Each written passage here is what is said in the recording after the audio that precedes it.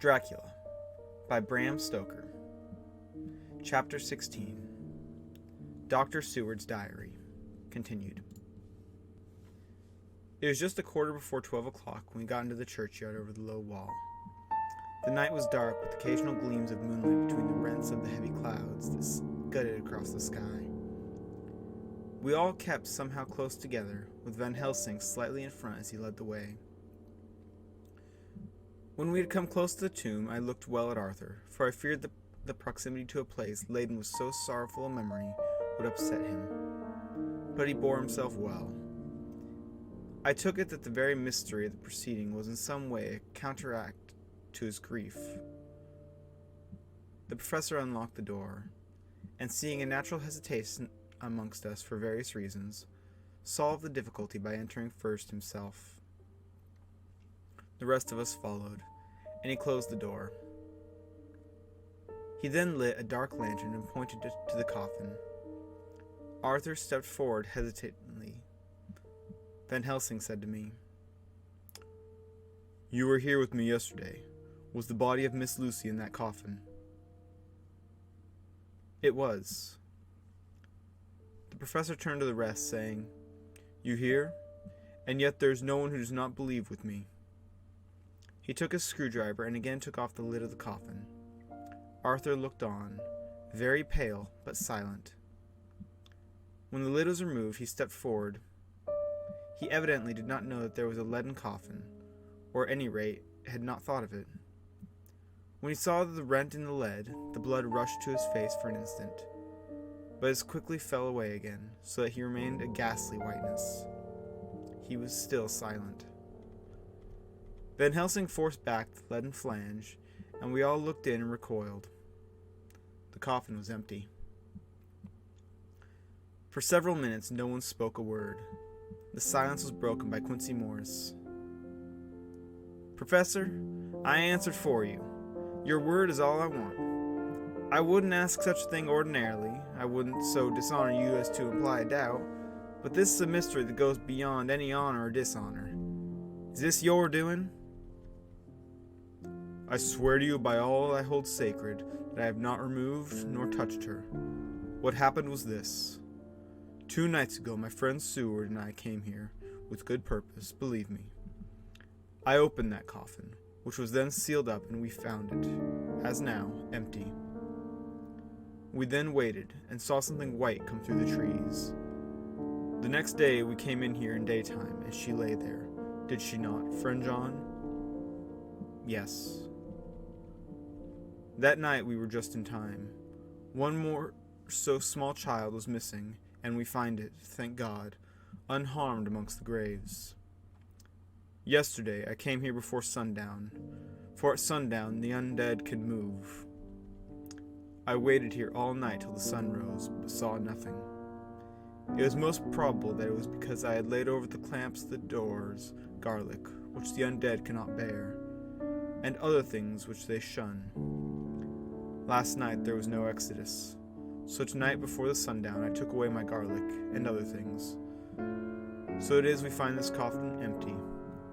But bear with me. So far there is much that is strange. Wait you with me outside, unseen and unheard, and things much stranger are yet to be. So," here he shut the dark slide of his lantern, "now to the outside." He opened the door and we filed out, he coming last and locking the door behind him. Oh, but it seemed fresh and pure in the night air after the terror of that vault. How sweet it was to see the clouds race by, and the passing gleams of the moonlight between the scudding clouds crossing and passing, like the gladness and sorrow of a man's life. How sweet it was to breathe the fresh air that had no taint of death and decay. How humanizing to see the red lighting of the sky beyond the hill, and to hear far away the muffled roar that marks the life of a great city. Each in his own way was so solemn and overcome. Arthur was silent, and was, I could see, striving to grasp the purpose and the inner meaning of the mystery. I was myself tolerably patient, and half inclined again to throw aside doubt, and to accept Van Helsing's conclusions. Quincy Morris was phlegmatic in the way of a man who accepts all things, and accepts them in the spirit of cool bravery, with hazard of all he has to stake. Not being able to smoke, he cut himself a good-sized plug of tobacco and began to chew. As to Van Helsing, he was employed in a definite way. First, he took from his bag a mass of what looked like thin wafer-like biscuit, which was carefully rolled up in a white napkin. Next, he took out a double handful of some whitish stuff, like dough or putty. He crumpled the wafer up fine and worked it into the mass between his hands. This then he took, and rolling it into thin strips, began to lay them into the crevices between the door and its setting in the tomb. I was somewhat puzzled at this, and being close, asked him what it was he was doing. Arthur and Quincy drew near also, as they too were curious. He answered, "I am closing the tomb, so that the undead may not enter." "Is that stuff you have put there going to do it?" asked Quincy. "Great Scott, is this a game?" "It is." "What is that which you are using?"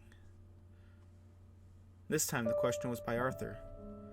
Van Helsing reverently lifted his hat as he answered. "The host. I brought it from Amsterdam. I have an indulgence." It was an answer that appalled the most skeptical of us, and we felt individually that in the presence of such earnest purpose as the professor's, a purpose which could thus use to him the most sacred of things, it was impossible to distrust. In respectful silence, we took the places assigned to us close round the tomb, but hidden from the sight of anyone approaching. I pitied the others, especially Arthur. I had myself been apprenticed by my former visits watching horror, and yet I, who had up to an hour ago repudiated the proofs, felt my heart sink within me. Never did tombs look so ghastly white. Never did cypress or yew or juniper seem the embodiment of funeral gloom. Never did the trees or grass wave or rustle so ominously. Never did bough creak so mysteriously. And never did the faraway howling of dogs send such a woeful presage through the night. There was a long spell of silence, a big, aching void, and then from the professor a keen "Sss." He pointed, and far down the avenue of yews we saw a white figure advance. A dim white figure, which held something dark at its breast. The figure stopped, and at that moment a ray of moonlight fell upon the masses of driving clouds, and showed in startling prominence a dark-haired woman, dressed in the cerements of the grave. We could not see the face, for it was bent over what we saw to be a fair-haired child. There was a pause, and a sharp little cry, such as a child gives in sleep, or a dog as it lies before the fire and dreams. We were starting forward, but the professor's warning hand, seen by us as he stood behind a yew tree, kept us back. And then we looked, a white figure moved towards again. It was now near enough for us to see clearly, and the moonlight still held. My own heart grew cold as ice, and I could hear the gasp of Arthur as he recognized the features of Lucy Westernia. Lucy Westernia, but yet how changed. The sweetness was turned to adamantine, heartless cruelty, and the purity to voluptuous wantonness. Van Helsing stepped out, and, obedient to his gesture, we all advanced too. The four of us ranged in a line before the door of the tomb. Van Helsing raised his lantern and drew the slide. By the concentrated light that fell on Lucy's face, we could see that the lips were crimson with fresh blood, and that the stream had trickled over her chin and stained the purity of her lawn death robe. We shuddered with horror. I could see by the tremulous light that even Van Helsing's iron nerve had failed. Arthur was next to me, and if I had not seized his arm and held him up, he would have fallen. When Lucy, I call the thing that was before us Lucy because it bore her shape, saw us, she drew back with an angry snarl, such as a cat gives when taken unaware. Then her eyes ranged over us. Lucy's eyes in form and color, but Lucy's eyes unclean and full of hellfire, instead of the pure, gentle orbs we knew. At that moment, the remnant of my love passed into hate and loathing. Had she then to be killed, I could have done it with a savage delight. As she looked, her eyes blazed with unholy light, and the face became wreathed with a voluptuous smile. Oh God, how it made me shudder to see it.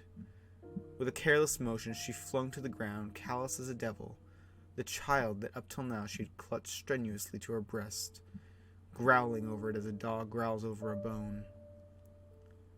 The child gave a sharp cry and lay there moaning. There was a cold bloodiness in the act which wrung a groan from Arthur. When she advanced to him with outstretched arms and a wanton smile, he fell back and hid his face in his hands. She still advanced, however, and with a languorous, voluptuous grace, said, "Come to me, Arthur. Leave these others and come to me. My arms are hungry for you. Come and we can rest together. Come, my husband, come." There was something diabolically sweet in her tones, something of the tingling of glass when struck, which rang through the brains even of us who heard the words addressed to another. As for Arthur, he seemed under a spell. Moving his hands from his face, he opened wide his arms. She was leaping for them, when Van Helsing sprang forward and held between them his little gold crucifix. She recoiled from it, and with a sudden distorted face full of rage, dashed past him as if to enter the tomb. When within a foot or two of the door, however, she stopped, as if arrested by some irresistible force. Then she turned, and her face was shown in a clear burst of moonlight and by the lamp, which now had no quiver from Van Helsing's iron nerves. Never did I see such baffled malice on a face, and never, I trust, shall such ever be seen again by mortal eyes. The beautiful color became livid. The eyes seemed to throw out sparks of hellfire. The brows were wrinkled as though the folds of flesh were the coils of Medusa's snakes, and the lovely, blood-stained mouth grew to an open square, as in the passioned masks of the Greeks and Japanese. If ever a face meant death, if looks could kill, we saw it at that moment. And so, for a full half a minute, which seemed an eternity, she remained between the lifted crucifix and the sacred closing of her means of entry. Van Helsing broke the silence by asking Arthur, "Answer me, my old friend. Am I to proceed in my work?" Arthur threw himself on his knees and hid his face in his hands as he answered, "Do as you will, friend. Do as you will. There can be no horror like this ever any more." And he groaned in spirit. Quincy and I simultaneously moved towards him and took him in arms.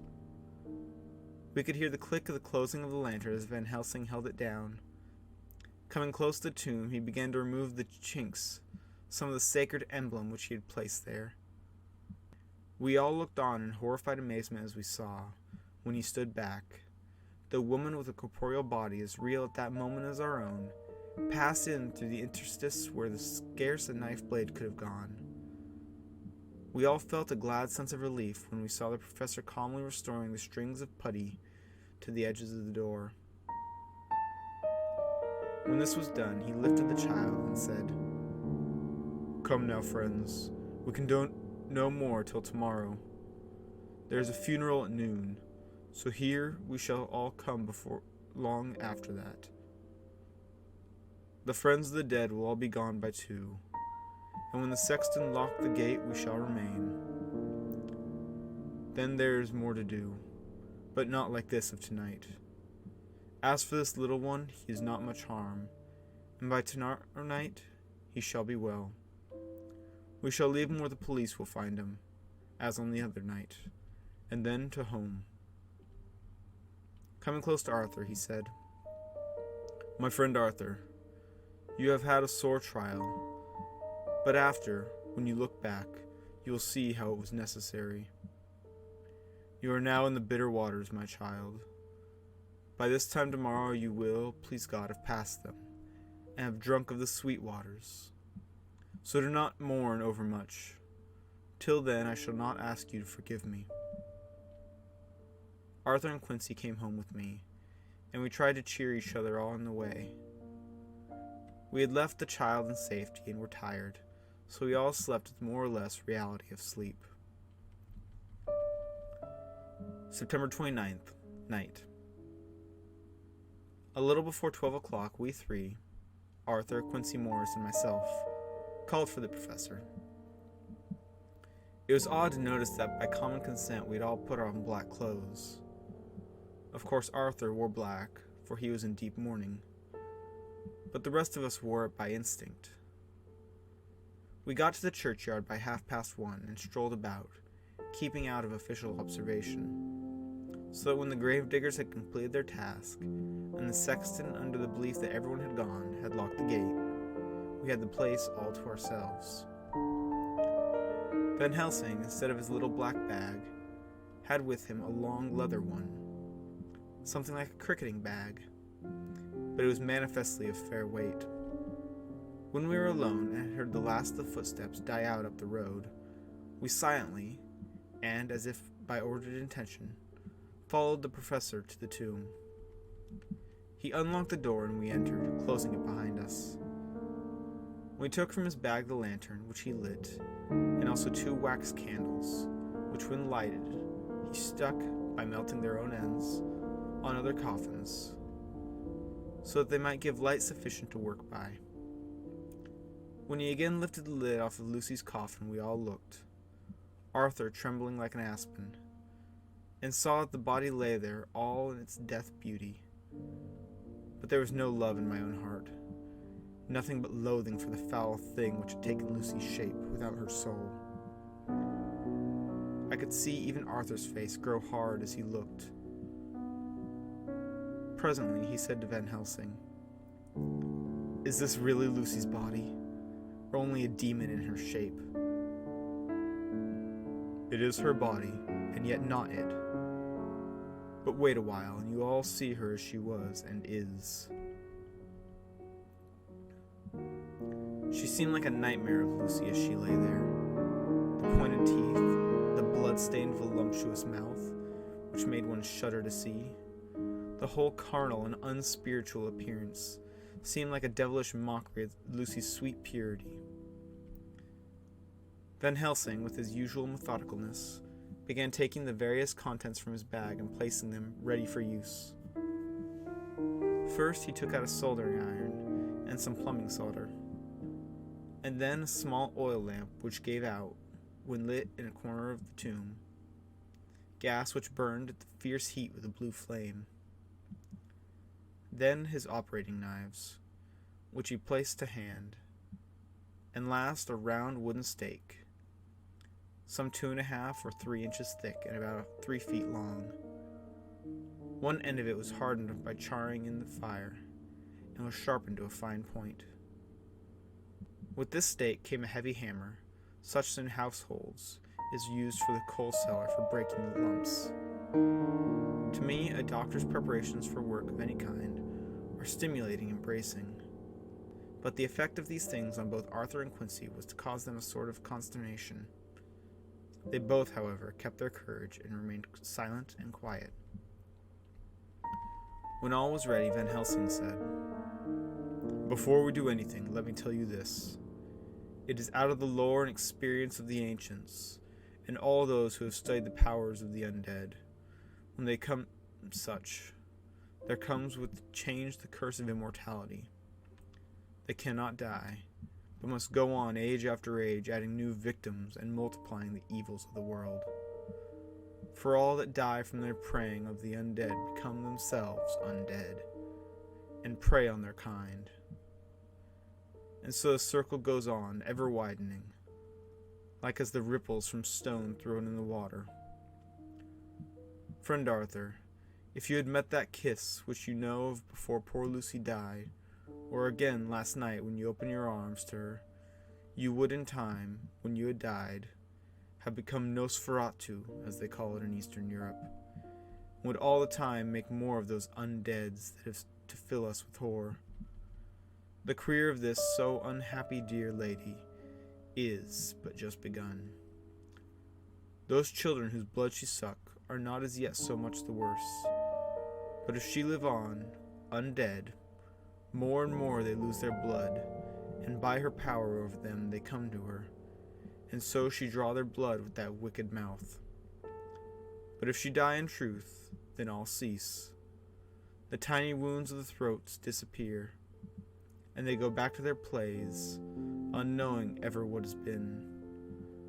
But of the most blessed of all, when this now undead be made to rest as true dead, then the soul of the poor lady whom we love shall again be free. Instead of working wickedness by night and growing more debased in the assimilating of it by day, she shall take her place with the other angels. So that, my friend, it is to be a blessed hand for her that shall strike the blow that sets her free. To this I am willing, but is there none amongst us who has a better right? Will it be no joy to think of hereafter in the silence of the night, when sleep is not? It was my hand that sent her to the stars. It was the hand of him that loved her best, the hand of all she would herself have chosen, had it been her to choose. Tell me, is there such a one among us? We all looked at Arthur. He saw, too, what we all did, the infinite kindness which suggested that his should be the hand which would restore Lucy to us as a holy and not an unholy memory. He stepped forward and said bravely, though his hand trembled and his face was pale as snow, "My true friend, from the bottom of my broken heart I thank you. Tell me what I am to do, and I shall not falter." Van Helsing laid a hand on his shoulder and said, "Brave lad, a moment's courage and it is done. This stake must be driven through her. It will be a fearful ordeal, and be not deceived in that, but it will be only a short time, and you will then rejoice more than your pain was great. From this grim tomb you will emerge as though you tread on air, but you must not falter once you have begun. Only think that we, your true friends, are round you, and that we pray for you all the time." "Go on," said Arthur hoarsely. "Tell me what I'm to do." "Take this stake in your left hand, ready to place the point over the heart, and the hammer in your right. Then, when we begin our prayer for the dead, I shall read him, I have here the book, and the others shall follow. Strike in God's name, that so all may be well with the dead that we love, and that the undead pass away." Arthur took the stake and the hammer, and when once his mind was set on action, his hands never trembled nor even quivered. Van Helsing opened his missal and began to read, and Quincy and I followed as well as we could. Arthur placed the point over the heart, and as I looked I could see its dint on the white flesh. Then he struck with all his might. The thing in the coffin writhed, and a hideous, blood-curdling screech came from the opened red lips. The body shook and quivered and twisted in wild contortions. The sharp white teeth champed together till the lips were cut, and the mouth was smeared with crimson foam. But Arthur never faltered. He looked like a figure of Thor as his untrembling arm rose and fell, driving deeper and deeper the mercy-bearing stake, whilst the blood from the pierced heart welled and spurted up around it. His face was set, and high duty seemed to shine through it. The sight of it gave us courage, so that our voices seemed to ring through the little vault. And then the writhing and quivering of the body became less, and the teeth seemed to champ and the face to quiver. Finally it lay still. The terrible task was over. The hammer fell from Arthur's hands. He reeled and would have fallen had we not caught him. The great drops of sweat sprang from his forehead, and his breath came in broken grasps. It had indeed been an awful strain on him, and had he not been forced to this task by more than human considerations, he could never have gone through with it. For a few minutes we were so taken up with him that we did not look towards the coffin. When we did, however, a murmur of startled surprise ran from one to the other of us. We gazed so eagerly that Arthur rose, for he had been seated on the ground and came and looked too. And then a glad, strange light broke over his face and dispelled altogether the gloom of horror that lay upon it. There in the coffin lay no longer the foul thing that we had so dreaded and grown to hate that the work of her destruction was yielded as a privilege to the one who entitled to it. But Lucy, as we had seen her in life, with her face of unequaled sweetness and purity. True that was there as we had seen them in life, the traces of care and pain and waste. But these were all dear to us, for they marked her truth to what we knew. One and all we felt that holy calm that lay like sunshine over the wasted face and form was only an earthly token and symbol of the calm that was to reign forever. Van Helsing came and laid his hand on Arthur's shoulder and said to him, "And now, Arthur, my friend, dear lad, am I not forgiven?" The reaction of the terrible strain came as he took the old man's hand in him and raised it to his lips, pressed it, and said, "Forgiven! God bless you that you have given my dear one her soul again, and me peace." He put his hands on the professor's shoulder, and laying his head on his breast, cried for a while silently, whilst we stood unmoving. When he raised his head, Van Helsing said to him, "And now, my child, you may kiss her. Kiss her dead lips, if you will, as she would have you to, if for her to choose. For she is not a grinning devil now, not any more a foul thing for all eternity. No longer she is the devil's undead. She is God's true dead, whose soul is with him." Arthur bent and kissed her, and then we sent him and Quincy out of the tomb. The professor and I sawed the top off the stake, leaving the point of it in the body. Then we cut off the head and filled the mouth with garlic. We soldered up the leaden coffin, screwed the coffin lid, and gathered up our belongings, came away. When the professor locked the door, he gave the key to Arthur.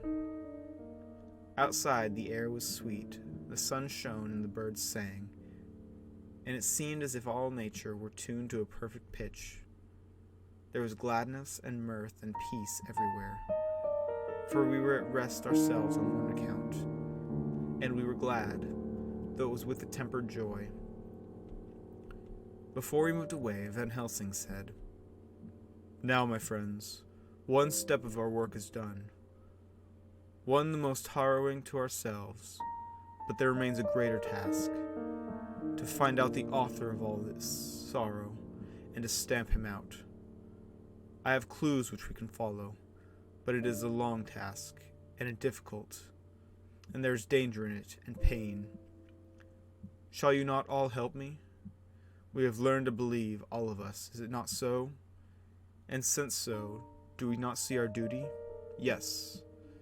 And do we not promise to go on to the bitter end?" Each in turn, we took his hand and the promise was made. Then said the professor as we moved off, "2 nights hence you shall meet with me and dine together at 7 o'clock with friend John. I shall entreat 2 others, 2 that you know not as yet, and I shall be ready to all our work show and our plans unfold. Friend John, you come with me home, for I have much to consult about, and you can help me. Tonight I leave for Amsterdam, and shall return tomorrow night. And then begins our great quest. But first, I shall have much to say, so that you may know what it is to do and to dread. Then our promise shall be made to each other anew, for there is a terrible task before us, and once our feet are on the plowshare, we must not draw back."